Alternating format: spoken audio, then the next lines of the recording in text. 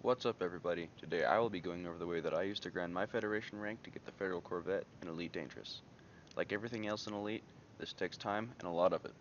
With the removal of board flipping, some people find that it is a lot harder to grind things like this, and while this did take around 14 hours to get from Midshipman to Rear Admiral, I found it to go a lot faster than I expected. The first thing you'll need to do is to make your way out to Sothis and Ceos, which are around 500 light years from Sol. Make sure to bring a medium-sized ship, as this will allow you to land in all of the stations and maximize the amount of missions you can pick up. One thing to note is that you should always try to get to these systems while they are in a boom state, as this is the best time to do what I'm about to tell you about. You can either start at Sothis or Ceos when picking up missions, but I would recommend New Home Station and Sothis as it offers a lot of the type of missions you will be looking for.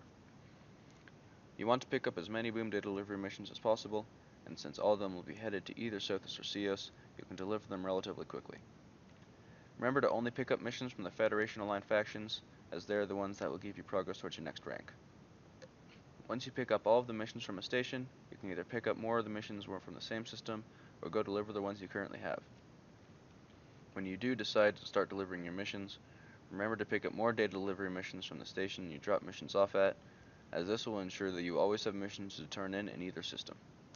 I would refrain from taking missions to Vantage Point in Sothis, as it is around 300,000 light seconds from the main star and will add a significant amount of time to your grind, especially since you will only have at least one mission there at a time.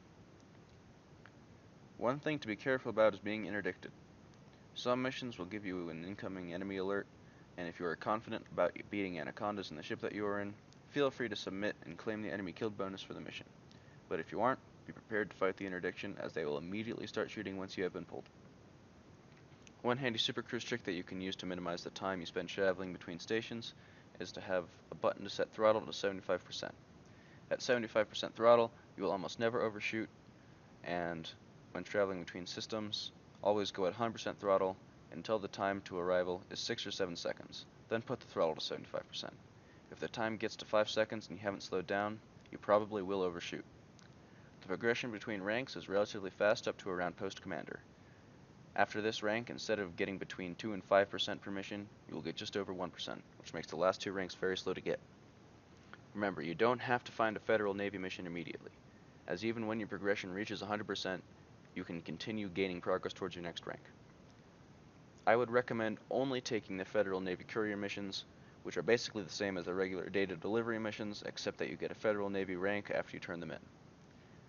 Thank you so much for watching. This is my first attempt to make this sort of video. I'm not sure how it's going to turn out. If you have any sort of suggestions about what I can do to make my videos better, or any other video ideas you might have, please leave a comment and I will do my best to read and respond to every single one of them.